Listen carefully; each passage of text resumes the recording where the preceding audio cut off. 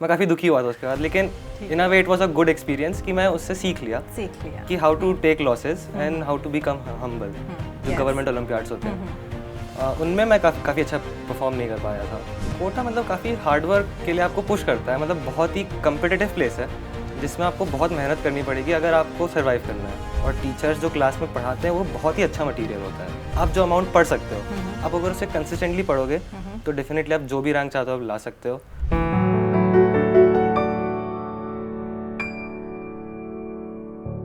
नमस्कार, स्वागत है आप सभी का। मैं हूं आपके साथ प्रीति सिंह। किसी ने सच कहा है, असंभव जैसा कुछ नहीं है, असंभव सिर्फ एक शब्द है और इसी असंभव शब्द को संभव कर दिखाया है। फिलहाल मेरे साथ स्टूडियो में जो मौजूद है आरुष आनंद। आपको बता दें, आरुष ने जेईई एडवांस 2025 में शानदार प्रदर्शन किया है और टॉप किया है और एक बार फिर से हम सभी को गौरवान्वित होने का मौका दिया।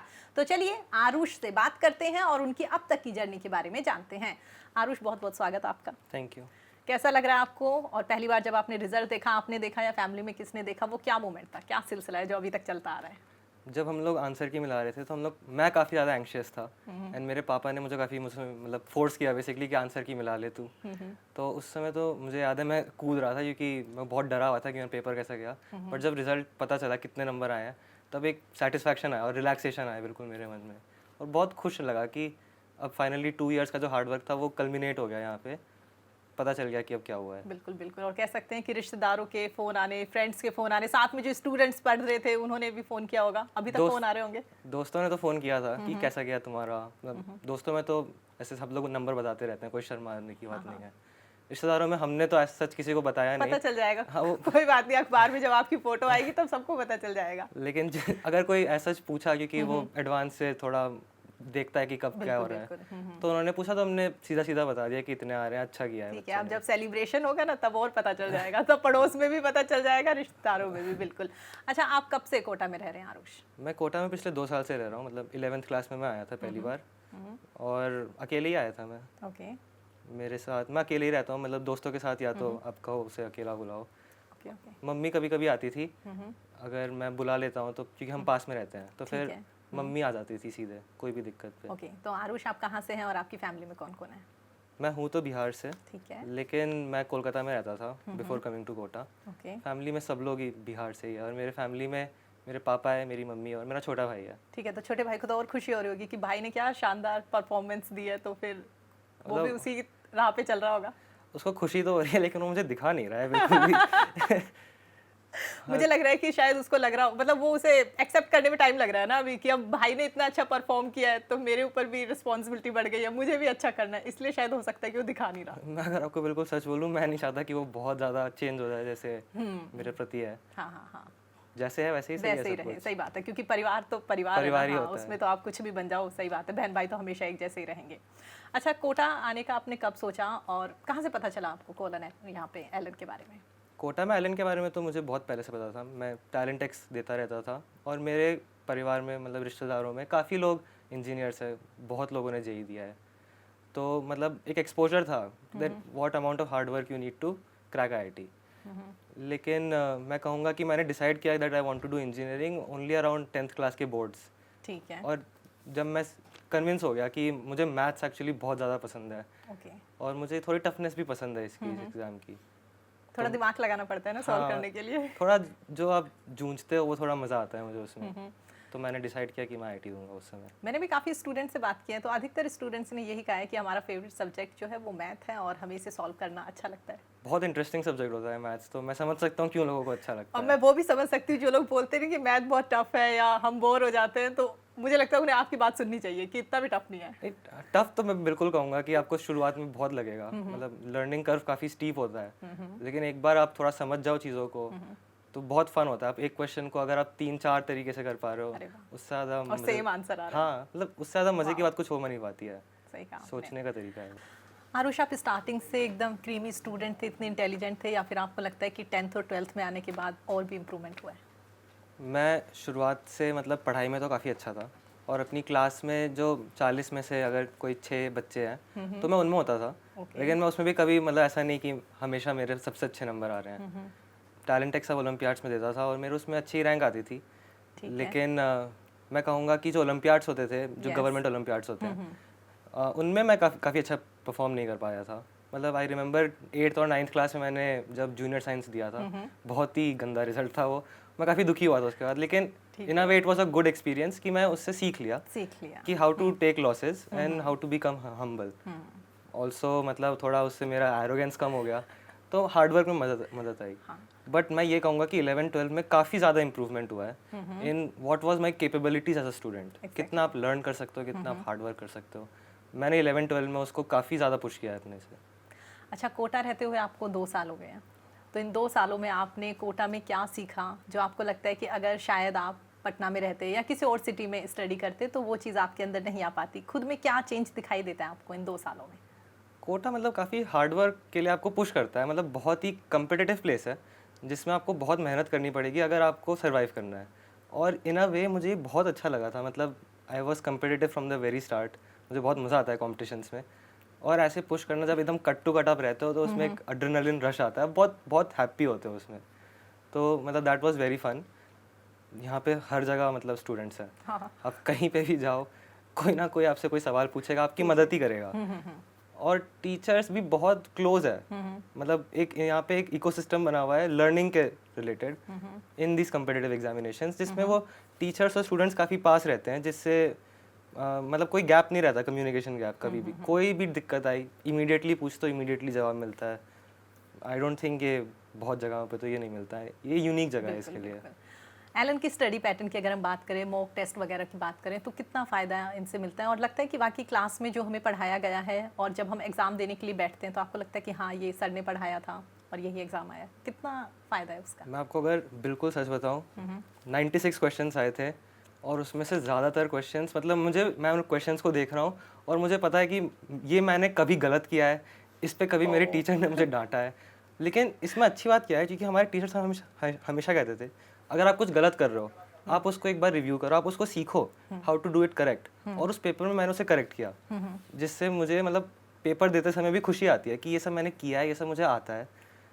टीचर्स याद रहते हैं पेपर के समय कि कैसे उन्होंने मुझे ही सिखाया था। बिल्कुल बिल्कुल। और ये बहुत ज़्यादा हेल्प करता है। इसके पेपर के लेवल अच्छे होते हैं, आप बहुत कुछ सीखते हो हर पेपर से। और टीचर्स जो क्लास में पढ़ाते हैं वो बहुत ही अच्छा मटेरियल होता है। तो मतलब पेपर काफ़ी फ़ायदा मिलता है ना मॉक टेस्ट वगैरह से, या फिर टीचर जो पढ़ाते हैं आपको उन नोट्स से काफ़ी फ़ायदा मिलता है। अगर कम नंबर आ रहे हैं तो फिर उसमें बुरा भी कुछ नहीं होता है। आप सीख लेते हो सब कुछ उसके बाद। आपको लगता है ना नेक्स्ट टाइम आपको इससे बेटर करना है? हाँ, है ना। और ज़रूरत है, जैसा आपने कहा कि ओलंपियाड जब मैंने दिया था उसके बाद मुझे लगा कि नहीं और भी बहुत लोग हैं, और मैं काफ़ी कूल डाउन रहा उसके बाद। हाँ, आपको एक स्टैंडिंग पता चल जाता है इंडिया में कहाँ पे हो, जिससे आप रियलिस्टिक रहते हो कि how much I need to push myself. और वही ज़रूरी है। सबसे पहले तो एक अच्छा इंसान बनना ज़रूरी है ना। डायरेक्टर्स भी यही कहते हैं और कह सकते हैं कि हर एक आम इंसान यही उम्मीद करता है कि सबसे पहले आप एक अच्छे ह्यूमन बीइंग बने, उसके बाद ही आप एक इंजीनियर और डॉक्टर हैं। सही है, बिल्कुल। अच्छा, 2 साल जैसे आपने बताया कि आपको यहाँ पर रहते हुए हो गए, तो 2 साल पहले आरुष की अगर मैं बात करूँ और आप जब आरुष यहाँ से टॉपर बन के जा रहा है तो उसमें क्या चेंज लगता है? मतलब होता है ना कि मैंने नई चीज़ सीखी, जैसे बहुत स्टूडेंट्स ने मुझे बताया कि मैम हमने जल्दी उठना सीखा, हर तरह का खाना खाना सीखा। पहले हमें घिया पसंद नहीं थी, लौकी पसंद नहीं थी, लेकिन धीरे धीरे हमने कद्दू वगैरह सब खाना सीखा। तो आप में क्या चेंज आया, क्या चीज़ यहाँ से लेके जा रहे हो? हाँ, नहीं, ये सर्वाइवल वाली चीज़ तो सच में बहुत इम्प्रूव करती है। कैसे खुद का ध्यान रखते हैं, how to be self dependent in a way, and some street skills कि आप शॉप्स जाते हो तो कैसे आप बार्गेन कर रहे हो, ये सब भी अकेले रह के ही आप कोई इंसान सीख सकता है। बट अगर मैं स्टडीज़ की बात करूँ तो फिर मतलब मेरा तो पूरा नज़रिया ही चेंज हो गया कि how I approach my studies. अब ये काफ़ी सिस्टमेटिक हो चुका है। पहले क्या होता था कि अगर आपका कल एग्ज़ाम है, आप पूरी किताब अपनी पढ़ और आप पढ़ते जा रहे हो। नाउ आई नो कि how to make my notes more structured, what I should revise questions from time to time. ये सब ज़रूरी चीज़ें होती है जिससे बहुत फ़ायदा होता है। और अब मैंने ये सब सीख लिया इन 2 साल में। मेरे दोस्तों ने बहुत ज़्यादा सिखाया है मुझे ये सब। अरे वाह, तो अच्छी बात है। हाँ, मैं एग्ज़ाम का आपने जिक्र यहाँ पे किया है कि अभी मुझे पता चला है कि मुझे किस तरह से अपने नोट्स बनाने, मैं पूछने वाली थी कि एग्ज़ाम वाले दिन क्या किया आपने, क्योंकि ना उससे पहले बहुत सारे स्टूडेंट थोड़े स्ट्रेस में आ जाते हैं, घबरा जाते हैं ना कि पूरे साल मेहनत करी है, उसका रिजल्ट भी अच्छा आना चाहिए, तो कहीं ना कहीं थोड़ा नर्वस हो जाते हैं। तो आपका क्या रूटीन रहा था जिस दिन आपका एग्ज़ाम था? मगर मैं शुरू करता हूँ कि एग्ज़ाम की एक रात पहले से मैं क्या कर रहा था। मैं बहुत अच्छा सोया, मुझे बिल्कुल भी एंग्जाइटी नहीं हुई थी उस दिन। मतलब मैं तो कहूँगा कि बहुत ही अच्छा वेयर वी वर स्टेइंग, बहुत अच्छा सब कुछ प्रोवाइड हो, सब कुछ एकदम अच्छा हुआ उस दिन। एंड जिस दिन एग्ज़ाम हुआ एग्ज़ाम से पहले मेरा एक रिचुअल है काइंड ऑफ 30 मिनट्स पहले का, कि मैं बस हर सब्जेक्ट के कुछ कुछ क्वेश्चंस कर रहा हूँ, मैं थोड़ा फ्लो में आ जाता हूँ उससे बेसिकली, तो मुझे एग्ज़ाम में शुरू नहीं होता है, अब चल रहा है, मशीनरी चल रही है। मैंने वही किया एग्ज़ाम के पहले, ब्रेकफास्ट के बाद सीधे मैं थोड़े क्वेश्चंस करने बैठ गया। ठीक है। एंड क्वेश्चंस करने के बाद I went to the exam and I gave it. Okay, और सबसे पहले एज यूजुअल मैंने मैथ कंप्लीट किया होगा ऐसा? नहीं, मतलब आईआईटी के हिसाब से अगर मैं कहूँ तो मैं पहले केमिस्ट्री करता था। ठीक है। हमारे टीचर्स ने हमें ये एडवाइस दी थी कि अगर आप पेपर दे रहे हो, ट्राई दैट एक पहले घंटे में आप मैक्सिमम क्वेश्चंस कर पा रहे हो। उसके लिए केमिस्ट्री मतलब एक बहुत अच्छा सब्जेक्ट है। ठीक है। ऑब्जेक्टिव क्वेश्चंस उसके बहुत शॉर्ट होते हैं, आराम से कर लेते हो। आई डिड केमिस्ट्री फर्स्ट, फिर मैं फिजिक्स और मैथ्स में देखता हूँ कौन आसान आ रही है, और ताकि मैक्सिमम क्वेश्चंस में करते रहूँ। बिल्कुल बिल्कुल। तो फिर वो चेंज होता रहता है। मैं पहले फिजिक्स का एक सेक्शन कर रहा हूँ और मैं देखता हूँ कि अगला सेक्शन थोड़ा टफ है, आई लीव दीज क्वेश्चंस, मैं मैथ्स पे आ जाता हूँ।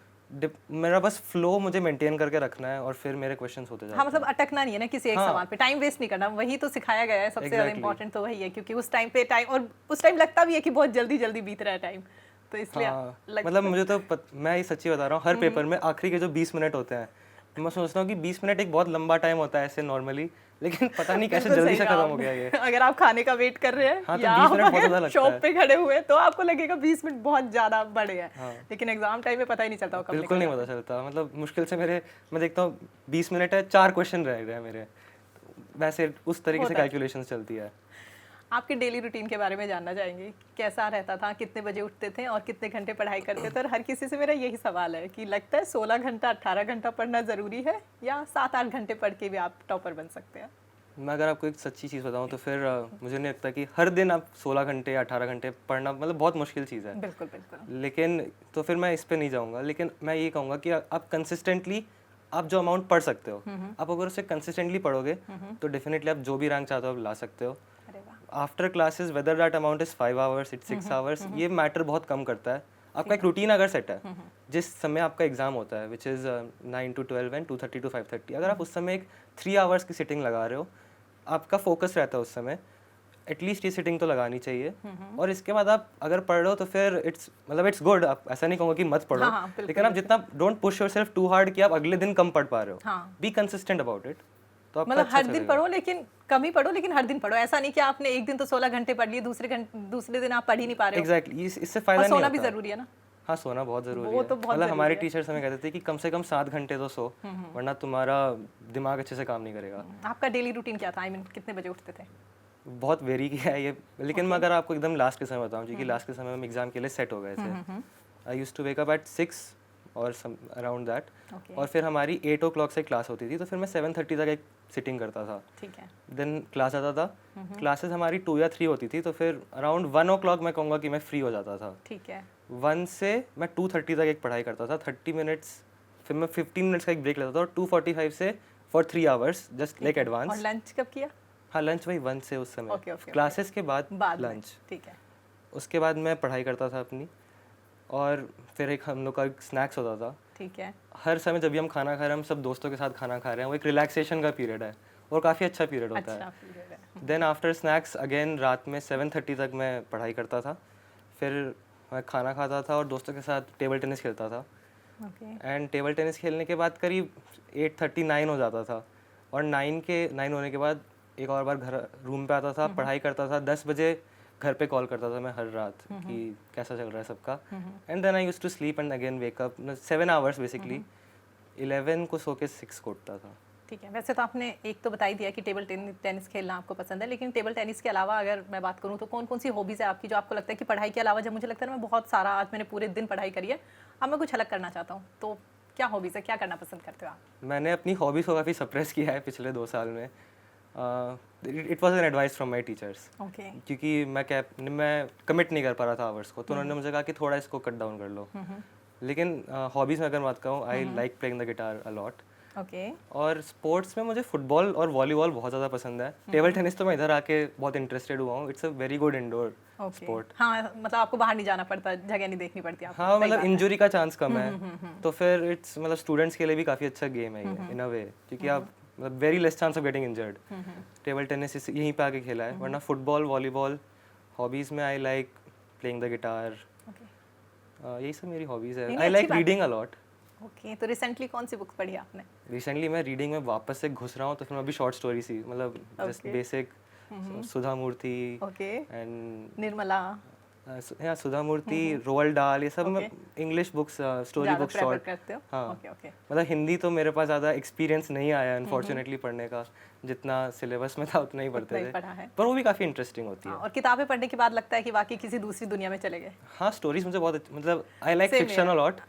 मुझे बोला गया है कि नॉन फिक्शन पढ़ने की कोशिश करो, बट आई डोंट नो, मैं उसमें ज़्यादा घुस नहीं पाया हूँ अभी तक, बट आई लव फिक्शन और मैंने काफ़ी नॉवेल्स पढ़ी है। Good good. और कहीं ना कहीं कह सकते हैं ना कि बुक्स पढ़ने से जो एक एकाग्रता होती है ना वो भी बढ़ती है। जैसे हम नॉवेल्स पढ़ते हैं ना, वैसे फिर हमारा ध्यान जो है, जो हमारी बुक्स है, सब्जेक्ट है, उसमें भी कहीं ना कहीं ध्यान बढ़ता है। बुक्स में फोकस करने में तो बहुत हेल्प होता है, सही बात है। और reading habit is a good habit I think, मतलब it's better than doing nothing और बीइंग ऑन सोशल मीडिया और something like that. Next question मेरा यही था कि सही बात है, फोन पे घंटों बिताने से अच्छा है कि आप कुछ अच्छी किताबें पढ़ लो। उस पे अटेंशन स्पैन कम हो जाता है, इससे बढ़ता है। It's a pretty good hobby. Okay अच्छा, अब जिक्र कर ही लिया है हमने सोशल मीडिया का, तो कैसे बचते थे और कौन सा फ़ोन है आपके पास और कितने घंटे उसे यूज़ करते थे, और कैसे खुद को मैनेज किया कि नहीं मैं फ्री हूँ या कुछ भी मेरा दिल नहीं लग रहा, लेकिन फिर भी मुझे फ़ोन पे तो बिल्कुल टाइम वेस्ट नहीं करना। मैंने एक स्मार्टफोन रखा था, जेई मेंस के जस्ट पहले मैंने उस स्मार्टफोन को घर पे भेज दिया था और मैंने एक नोकिया रख लिया था, बिकॉज आई थॉट कि okay now I have to get even more committed. Social media तो मैंने डिलीट कर दिया था एंड मैं उससे ऑफ हो गया था, सब डीएक्टिवेट कर दिया था, but still I used to watch YouTube a little, मतलब कभी कभी ओनली जब लास्ट के फेजेस आए और जब हम एकदम बहुत ज़्यादा हम मेहनत करने लग गए तब मुझे यूट्यूब बिल्कुल ही त्याग देना पड़ा। अब समय कम हो गया था तो फिर मतलब लगता था ना कि इस पे टाइम वेस्ट करूँ, इससे अच्छा है कि मैं मतलब बहुत कम महीने का समय है, let's give it our all. कभी कभी ऐसा लगता नहीं था कि फ्रेंड्स जो है या रिलेटिव जो है वो फोटोज डाल रहे हैं या कुछ ऐसा, या फिर बिल्कुल ही कट ऑफ कर लिया था कि नहीं बस पढ़ाई नहीं, मैं बिल्कुल ही कट ऑफ कर लिया था, but in a way it's very interesting. आप बहुत समय के बाद जब आप अपने दोस्तों से कनेक्ट करते हो, you have a lot to talk about. अब मुझे लगता है कि अब आपकी फोटोज लगेगी। अच्छा ना, हमने जिसके लिए मेहनत करी है, जो हमने पाया है, जो हमारा सपना था 2 साल के बाद वो अचीव किया है, तो अब जितने भी रिलेटिव्स हैं या फ्रेंड्स हैं उनके स्टेटस पे अब आपकी फोटो लगेगी, तो हाँ ठीक है, बोल सकते हैं इस बात के लिए मैं 2 साल जो है वो फोन नहीं भी यूज कर सकता। हाँ मतलब बिल्कुल, और मतलब बहुत ज़्यादा गंदा भी नहीं लगता, you are not missing out on a lot. और जब आप अपने दोस्तों से फाइनली बात कर रहे हो तो इतने सारे बात आप कर पाते हो, बहुत घंटे बात करते हो, बहुत मजा आता है। क्योंकि लास्ट में होता तो यही है ना कि फोन किस लिए चाहिए आपको, बात करने के लिए ना। जब सामने आपके दोस्त हैं, आपको अच्छा लग रहा है, तो आप क्यों ही फोन यूज करेंगे। सही बात है, कॉल बहुत अच्छा होता है एक चीज़। सही कहा।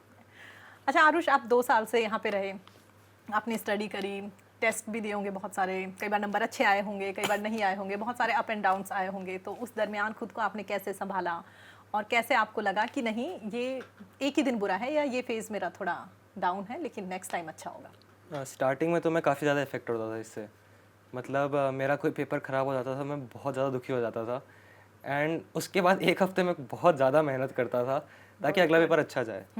अगर वो भी अच्छा नहीं किया तब तो आप बिल्कुल ब्रोकन हो जाते हो, लेकिन उस समय मेरे पेरेंट्स और मेरे टीचर्स ने मुझे काफ़ी हेल्प की, और फाइनली जिससे हम एंड आते गए, पेपर इतने टफ आने लग गए थे कि लो स्कोरिंग ही होते थे, सबके कम आते थे। उसमें ना एक आप डिसेंसिटाइज हो जाते हो पूरा, आप भूल जाते हो कि व्हाट इज़ इट, कि आप बहुत ज़्यादा नंबर ला रहे हो। उसमें क्या फ़ायदा होता है कि you stop caring a lot about the numbers, आप फोकस करते हो कि मेरे से क्या नहीं बना, मेरे से क्या बना। जो आई थिंक द क्रक्स है पेपर देने का is the paper review that comes after it. उसने मतलब आपको समझ जाना है कि अगर ज़्यादा नंबर आ रहे हैं तो ज़्यादा खुश नहीं होना है, कम नंबर आ रहे हैं ज़्यादा दुखी नहीं होना है, और तभी आप इम्प्रूव कर सकते हो। ये इम्प्रूवमेंट ही कह सकते हैं कि फैकल्टी, फैमिली, फ्रेंड सबका बहुत बड़ा सपोर्ट रहा है। बिल्कुल, मतलब शुरुआत में मुश्किल होता है, लेकिन फिर जब आदत हो जाती है। आरुष, लग रहा है आपको यहाँ से जाने के बाद में कि मैं एक बहुत बेहतरीन इंसान बन के यहाँ से जा रहा हूँ, मतलब ठीक है बहुत कुछ सीखा। हाँ सही कह रहे हैं, मैं IIT तो बन ही रहा हूँ, लेकिन इसके अलावा भी। अच्छा, अब आप यहाँ से जाएंगे तो अपनी यादों में कोटा को, एलन को कैसे याद रखेंगे? Only good memories honestly. यहाँ पे मैंने काफ़ी सारे दोस्त बनाए, एंड मैंने यहाँ पे जो टीचर्स बनाए उनको तो मैं ज़िंदगी भर याद रखने वाला हूँ। मतलब किसी किसी से तो मैं इतना ज़्यादा इन्फ्लुएंस हो गया हूँ कि मेरे पास एक्चुअली बीच में एक ऑप्शन आया था कि क्या तेरे को कोटा में रहना है, मतलब फ्रॉम माय पेरेंट्स, क्योंकि उन्हें लगा कि बच्चा थोड़ा परेशान हो रहा है। मैंने आपको कहा कि शुरू में मैं काफ़ी इफेक्ट होता था रिजल्ट से। देन आई सेड कि मैं नहीं जाऊँगा, क्योंकि यहाँ पे मुझे एक ऐसे टीचर मिले हैं जिनको मैं छोड़ के जा ही नहीं सकता, मुझे इनसे ही पढ़ना है। और मैं इनका इतना बड़ा फ़ैन हो गया इनका कि मैं अब इनको हमेशा याद रखूँगा। मतलब बिल्कुल। अब मुझे लगता है रिजल्ट आने के बाद में जब आपने टॉप किया है तो बहुत सारे स्टूडेंट जो है वो अब आपके फ़ैन हो गए हैं, वो अब इंस्पायर हो रहे हैं कि हमें भी कुछ ना कुछ आरुष भैया जैसा करना है, हमें भी अपनी लाइफ में कुछ अचीव करना है। मेरा आखिरी सवाल है आपसे, जितने भी फेलो एस्पिरेंट्स हैं जो आप जैसा सपना देखते हैं, जो चाहते हैं कि वो भी कुछ अचीव करें, उन्हें आप क्या सजेस्ट करेंगे, उन्हें आप क्या बताना चाहेंगे, कुछ इंपॉर्टेंट बातें कि सबसे पहले तो कि क्या चीज़ें अवॉइड करें, बैकलॉग हो जाए तो कैसे संभालें, सिली मिस्टेक्स ना करें, क्या सजेस्ट करेंगे आप? इन सबके तरीके कंटिन्यूड प्रैक्टिस है। सिली मिस्टेक्स अवॉइड करने का सबसे अच्छा तरीका है कि आप थोड़ा सोचो क्वेश्चन करने से पहले, and just keep checking it on every calculation that you do. आपकी सिली मिस्टेक्स काफ़ी रिड्यूस हो जाएंगे इससे। अगर मैं कहूँगा कि बैकलॉग्स को कैसे मैनेज करते हैं, डेफिनेटली आप अपने क्लास पे फर्स्ट प्रायोरिटी दो। जब आपका क्लास का काम हो जा रहा है आप तभी अपने बैकलॉग्स पे जाओ। आप ऐसे मिडिल में क्लास का काम छोड़ोगे तो फिर पाइल अप होता रहेगा और आप क्लास के पीछे हो जाओगे। ऐसा इट्स नॉट रिकमेंडेड। ओके, और बैकलॉग वगैरह हो उसको लेके, सिली मिस्टेक जो है उसको लेके, हाँ, वही प्रैक्टिस करके सिली मिस्टेक समझ आती है। एंड बैकलॉग्स मैनेज करने के लिए जो आपको एक्स्ट्रा टाइम मिल रहा है बेसिकली काम खत्म होने के बाद, आप उसमें अपने बैकलॉग्स करो। उसके अलावा ऐसे ना कि सोशल मीडिया पे इधर उधर टाइम वेस्ट करो, शिद्दत के साथ उसी पे फोकस करो और पढ़ाई करो। चलिए आरुष, हमारे साथ जुड़ने के लिए, बातचीत करने के लिए और इतना टाइम निकालने के लिए आपका बहुत बहुत धन्यवाद। और एक बार फिर से पूरे एलन परिवार की ओर से आपको बहुत बहुत बधाइयाँ। उम्मीद करते हैं कि आपका भविष्य जो है वो काफ़ी उज्जवल हो। तो आपने देखा, आरुष को आप सुन रहे थे, आरुष ने जितनी भी इंपॉर्टेंट बातें यहाँ पर बताई हैं, उम्मीद करते हैं कि उन सभी बातों को आप अपने जहन में रखेंगे। जब भी नेक्स्ट टाइम स्टूडेंट जो तैयारी कर रहे हैं जेईई की, वो याद रखेंगे कि क्या क्या बताया गया है और कौन कौन सी बातों को ध्यान में रख के सिली मिस्टेक्स को अवॉइड करना है और अपने सपने को साकार करना है। फिलहाल इतना ही, नमस्कार।